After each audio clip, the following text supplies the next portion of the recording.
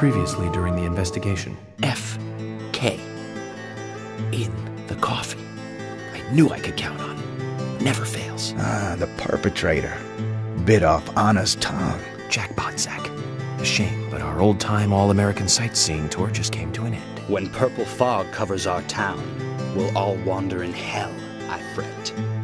So says Mr. Stewart. Oh, well, there's an old story, folklore. It's a fairy tale to me. Something about a killer in a raincoat who appears on rainy nights. She had a red dress on. She was a goddess. It's starting to rain. I think this case may take a while.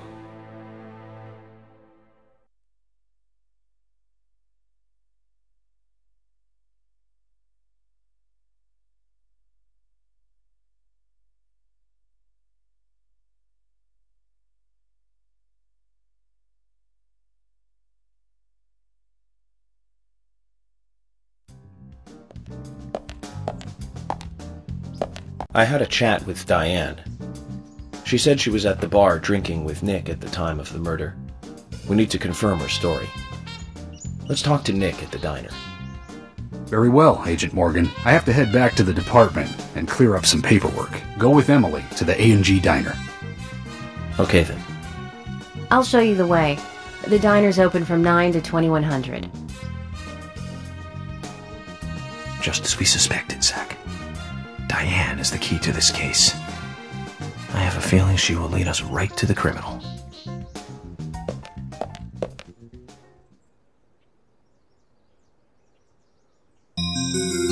That's Kaysen. Looks like the show has just begun, and it has an all-star cast.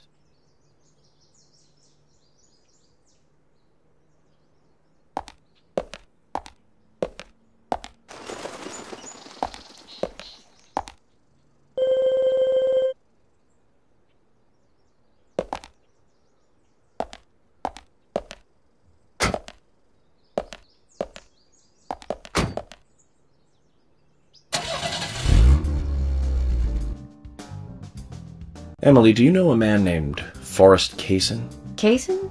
Yes, I know him. The sapling salesman, right? He always uses strange comparisons when he talks. I'd like to know more about him. What does he do when he comes to town? He's a salesman, so I guess he sells things? Maybe he comes on vacation. We haven't seen many tourists recently, but he comes pretty often. Is that all? Well, now that you mention it, he seems quite friendly with the Ingrams, with Isaac and Isaiah. Maybe you should ask them about Kaysen. Okay, I will.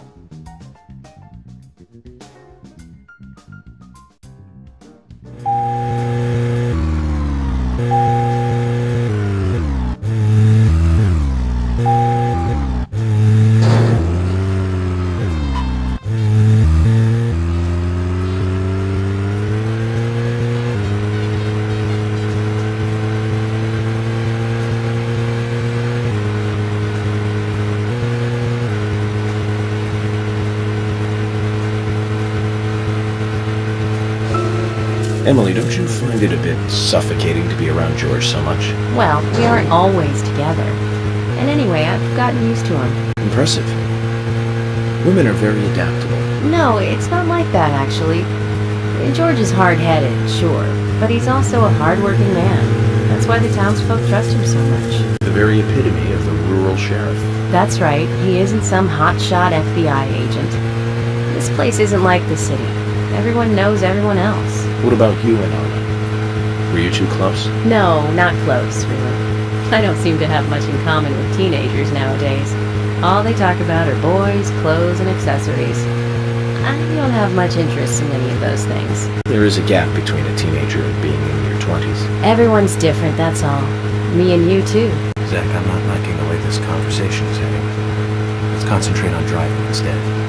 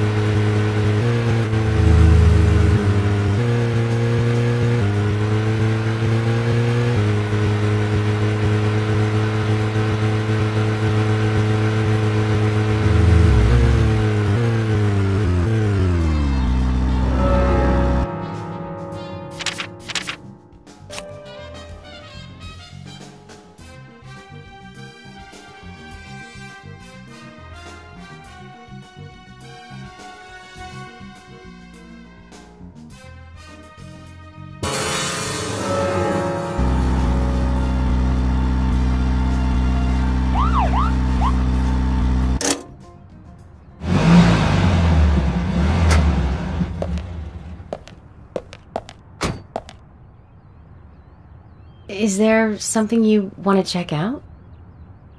Well, either way, it doesn't matter. I can see you won't be rushed. I'm gonna go ahead, okay? Okay, that would be fine. The diner is open from 9 to 2100. Don't keep me waiting too long, okay?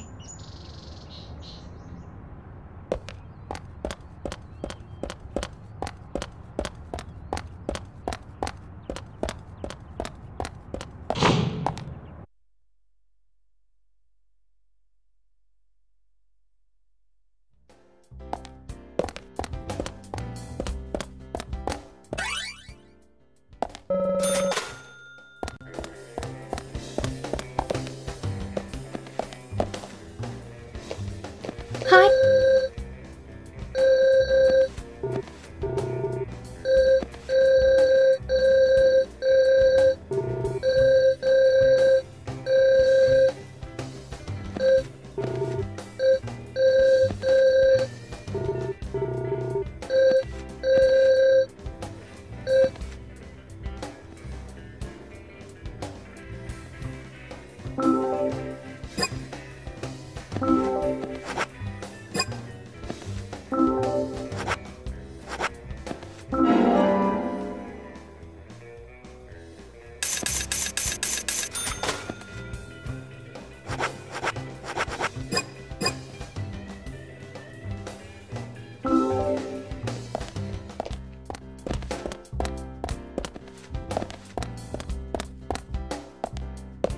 Hey, bro!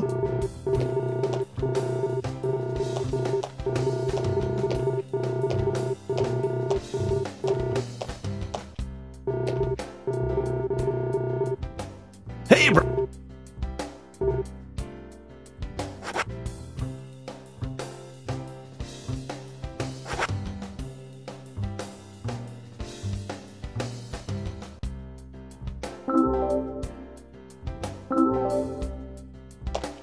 Hey man, the spot on the map is called Cope's Tunnel. It's one of a couple of places in town where, like, spooky stuff happens. I'll tell you a story, okay man? But, don't go spreading it around. Spirits, they don't like publicity. Back when this place was a lumber kingdom, you know, the rockin' 80s, that tunnel was the main connection from the lumber yard to this town. Every day, huge trailers would like come in and out. Lots of traffic, dude. Of course, some people were like all up in arms. Save our nature, stop pollution, you know. Big business was pushing in here from all over the US of A. Everyone was bickering over the forest. So some of the town people got even more worked up, you know? They started a protest inside the tunnel itself. I guess maybe that was the start of all the bad times. Bad times. Oh yeah, man. Rough stuff and heavy times, man. The conservationists and the lumber workers faced off with each other. Neither side was backing down, and that made things worse. Amid all this chaos, there was a man and a woman who got engaged. Problem was that the man was a lumberjack, and the woman, she was a tree hugger. They rarely ever fought, but then, one morning, they had a lover's quarrel. People think that her love of nature clashed with his profession, but we'll never know what they really were fighting about that morning. The man shouted, he called her an idiot, and then he stormed out and went to work. If only he had known, that would be the last word he would ever say to her. When he finished his work for the day, he got in his car and drove home. When he got to the tunnel, he saw lantern lights glowing faintly. Those fools, not again. He just thought they were protesting in the tunnel again. And to scare them a little, he decided to speed up. He probably thought they'd all scatter so he wouldn't hit them. But the lights didn't move. In fact, one came toward him. A second later, there was a thud, and the lantern flew up into the air. He slammed on his brakes, too late, of course. Then, totally freaked, climbed out to see what had happened. I don't need to tell you who he hit, do I? What's more, in her mangled hand, there was a letter to the head of the lumber mill. A peaceful settlement offer. The woman had no other relatives other than the man. And the lumber mill took no responsibility for the accident. It was going out of business anyways. What happened to the man then? No one saw him again. Some say he killed himself, or simply just vanished. You know, he might still be in the tunnel, weeping over his lost love. So now, some folks say there's a ghost of a young man that haunts the tunnel. I told you it was called Cope's Tunnel, right? Well, check this out. Some people call it Corpse Tunnel now. You better be careful, Mr. FBI, if you go down there by yourself.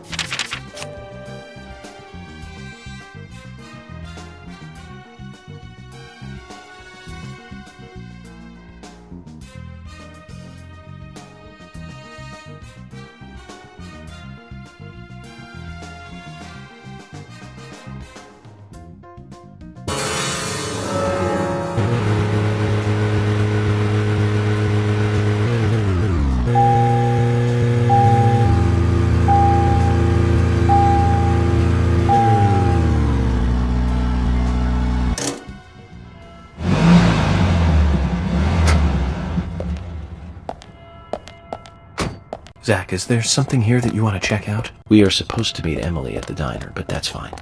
Do whatever you have to.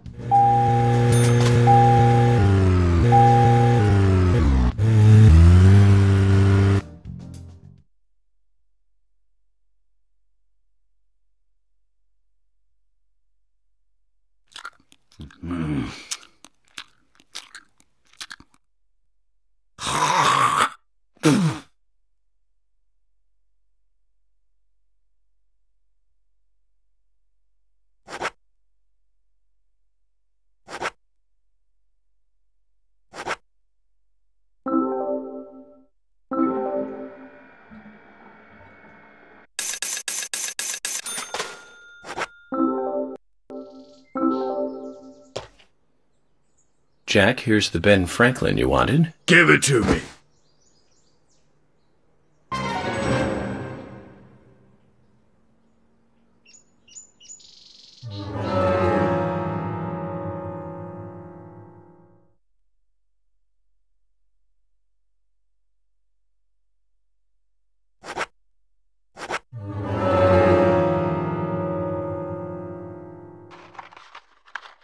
Hey there, Benjamin. I wanted to talk to you. Have you heard this yet? I'll tell you another one when I see you again.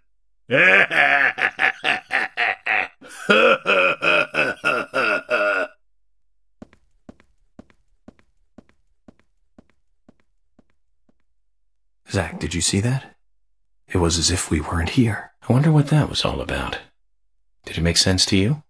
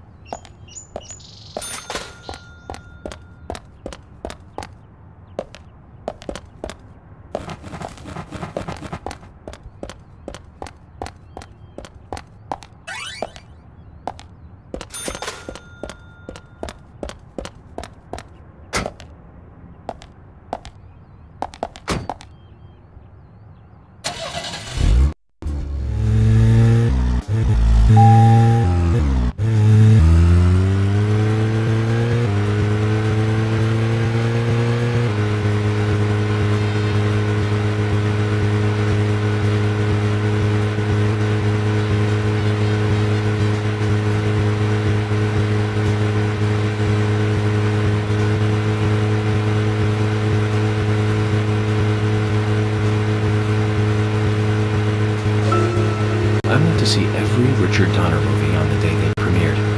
Every single one. Goonies, Lost Boys, the Lethal Weapon series, but my favorite has to be Lady Hawk. That was back in 1985, the same year as Goonies. Both Rutger Hauer and Michelle Pfeiffer really shine in that one. But more than anything, it's the story setting that was really good. A love story about a cursed knight that changes into a wolf at night, and a cursed maiden that changes into a hawk during the day. Very romantic. Don't you think so, Zach? They can only be together at dusk, right between day and night. Together as humans for only a brief moment. Perfect setting for a fantasy movie. I just had a thought, Zach. I really like those movies that have women changing into animals. Can you tell which movie I just remembered? That's right, Zach. With Nastasia Kinski in the lead role. Now, that was a fantastic movie. But I better concentrate on driving. We'll finish this later.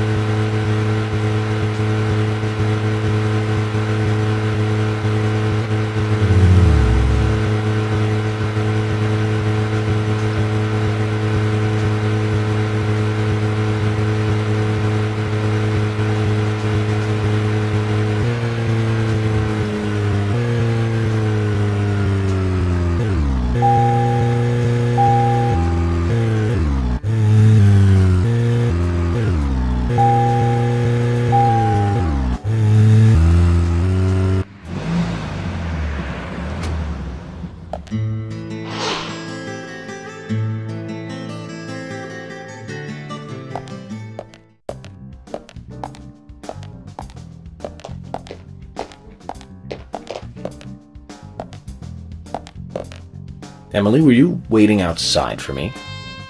Should I have gone inside and started the 20 questions? Well, that would have been fine with me.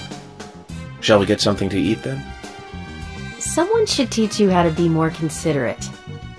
And now you want something to eat? I thought we were going to question Nick.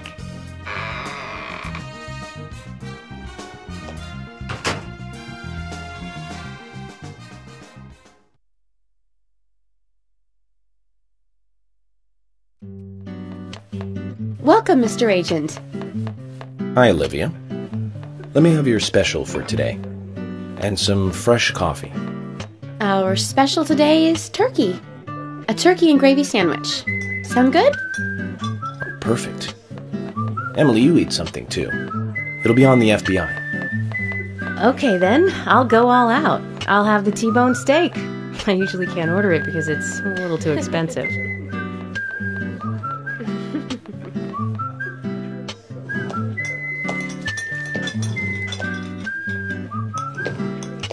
Mrs. Olivia Cormack, I am here for Mr. Stewart's lunch. If it is ready, I'd thank you a bunch. Yes, of course. Just a moment. Here you go. The usual. 1 turkey, strawberry jam, and cereal sandwich. Sounds like the sinner's sandwich. Self-inflicted punishment to atone for past sins. He's setting an example. Mr. Francis York Morgan, you should try this wonderful lunch. It's more than a delicious, tasty crunch. So says Mr. Stewart. No, that's fine. I've just ordered my own lunch.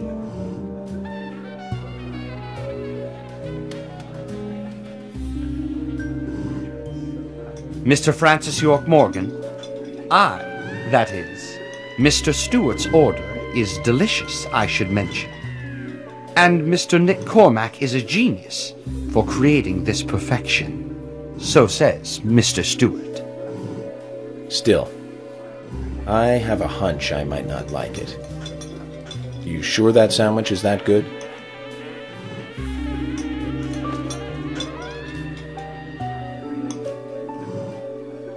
Mr. Francis York Morgan, making decisions based on intuitions is always a sign of bad FBI agents.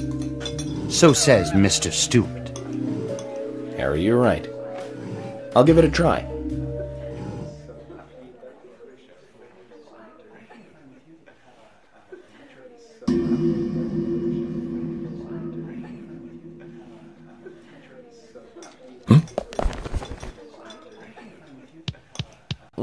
I can't believe it. This is fantastic. It's really good. Olivia, I'm sorry, but can I change my order? I'll have what Harry is having.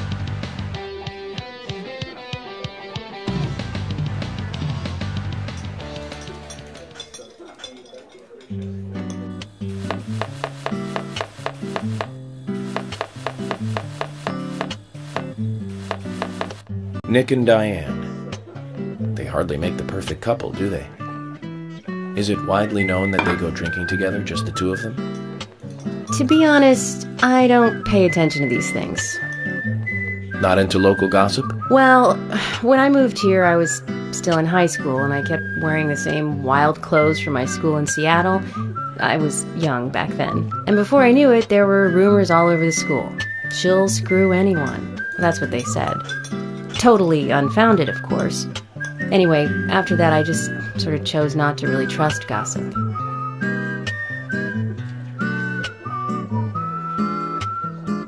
I get where you're coming from. I used to dress like a hardcore punk rocker when I was in high school. You? A punk rocker? Nobody took my side, even when I had good grades. People rejected me just because of what I wore. I was young back then, too. Even still, I just don't see you as a punk rocker. And you laugh? Look at you. No makeup on, dressed in uniform, eating a steak for lunch. Okay, back to work. Let's talk to Nick.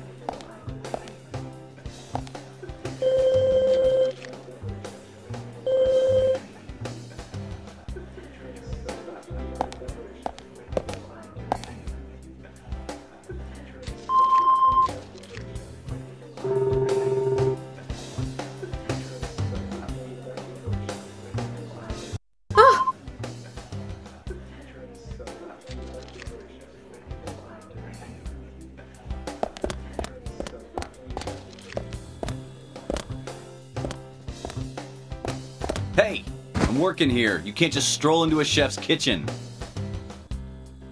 Then perhaps you would give me your permission to enter.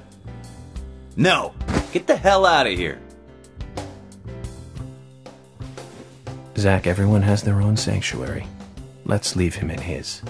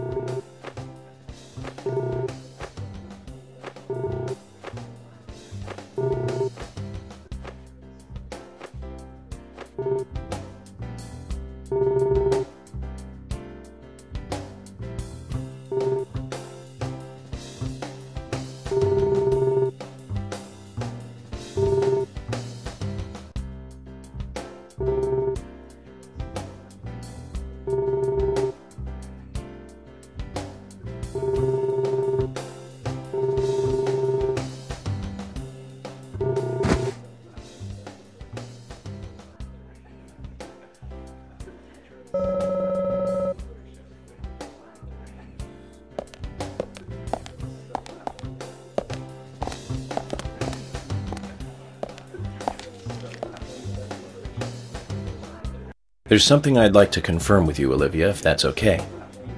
Yes, well, so long as it doesn't take too long. First, what were you and Nick doing on the night of the murder? I was here in the diner. Nick said he was going to the bar for a couple of drinks. Does he go to the bar often? Leaving you to hold up the fort? Yes. He says he enjoys the conversation with Diane. I thought they went drinking again together that night. Do the three of you ever go drinking together? Well, you see, I'm really not into art. And your husband is well versed in the arts then, I take it? Oh, yes. Looking at art and talking about it is his way of relaxing. People just aren't what they seem. Like a certain someone who was into punk rock 10 years ago. You are absolutely right, Emily. But you can be an art lover and a liar at the same time. One more thing, Olivia. You just said that you aren't interested in art. That's right. And... So, how come I bumped into you at the art gallery? It didn't seem like Nick brought you there. You were there alone. Well, I like trees, is the thing. That's why I went there. Surely you'd be better off in the forest, rather than an art gallery, then. I think you went to the gallery not to see trees, but to see Diane, right? You don't want to answer? Or perhaps this isn't the right place to ask. Meet me in the backyard. You can get there from the parking lot. I'll wait for you there for an hour after we close up.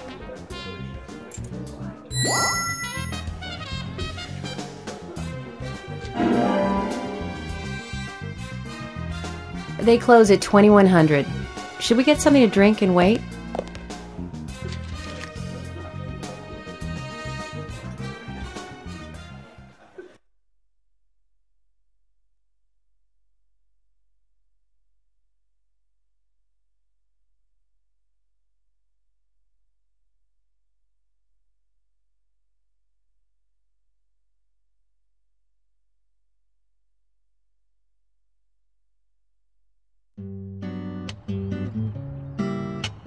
Agent York, what do we do now? I want to hear what Olivia has to say.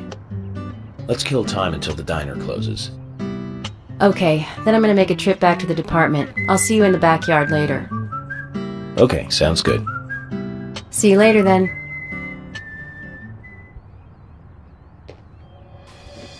Zach, about Olivia. I presume she wants to tell us something about Nick and Diane. Let's hope it's not just something for the gossip columns.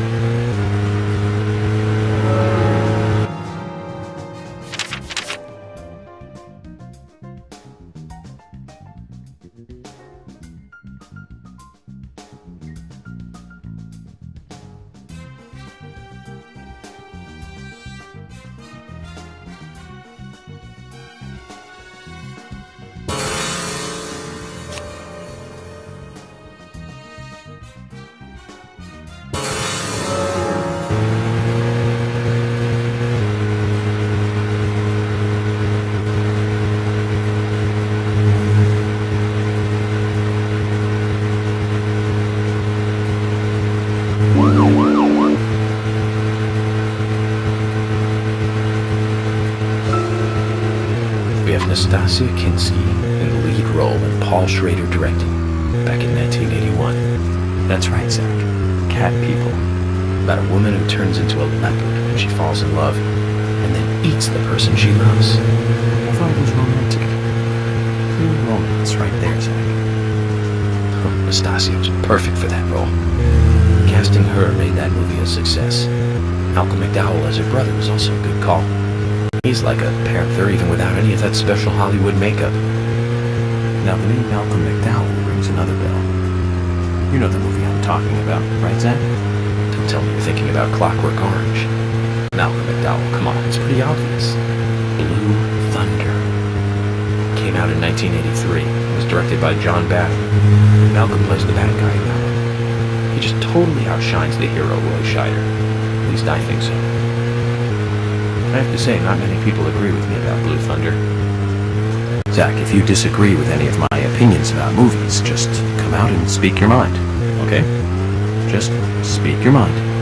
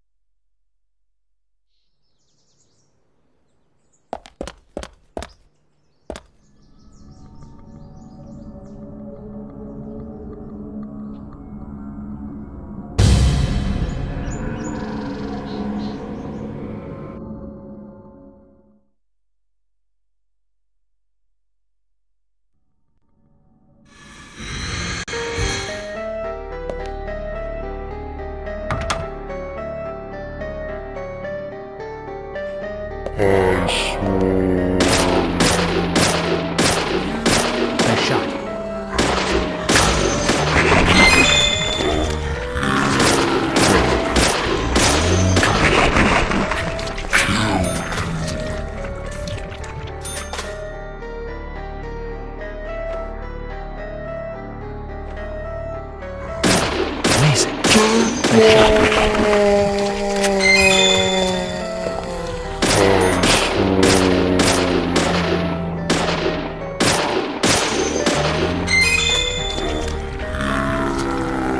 Amazing.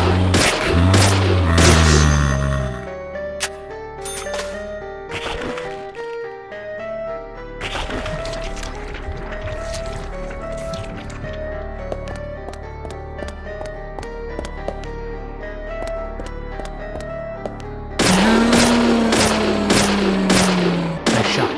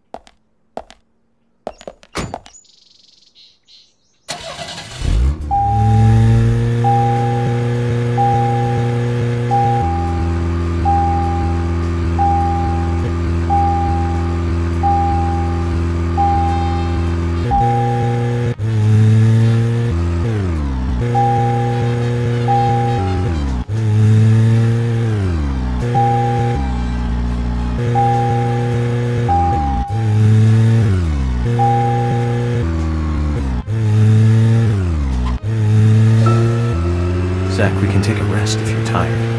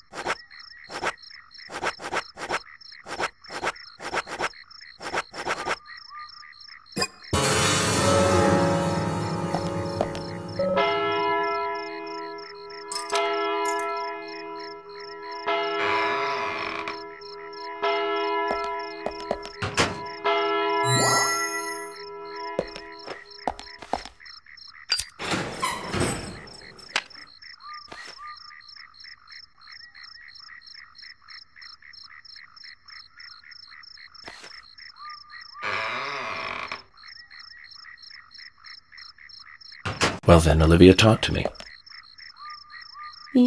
Yes. In the beginning, Nick only went to the gallery during the day, but he went so often at some point he became friendly with Diane. They started going out drinking together, and now he doesn't come home until early morning.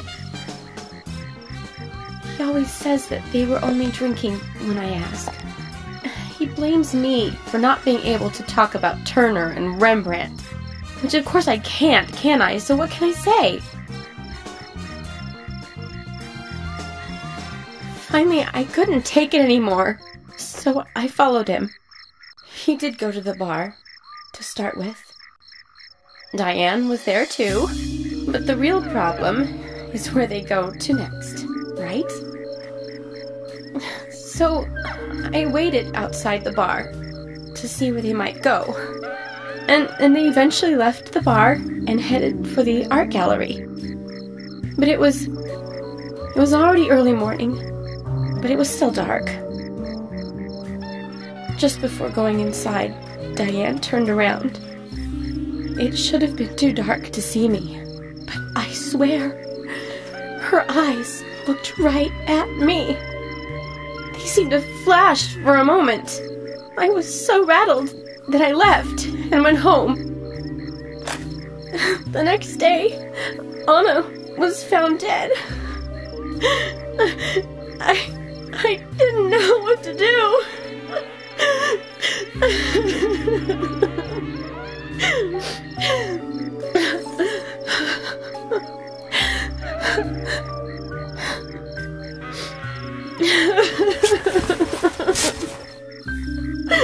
I went to the gallery to talk with Diane about it, to confront her. But once I was there, I couldn't find the courage to go through with it. Then I saw you there, and I just felt I had to go home. Nick has been seeing Diane every night recently. He just left for tonight, too. I really don't know what to do.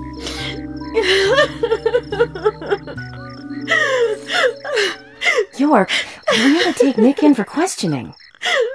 No, not yet. This alone isn't enough. Emily, answer me! This is Emily. Agent York is with me, too. I've just received word from Thomas at the Sheriff's Department. Something has happened at Becky's house. He was called in by Quinn, but he wasn't making any sense. We have no further details. I've sent Thomas over there.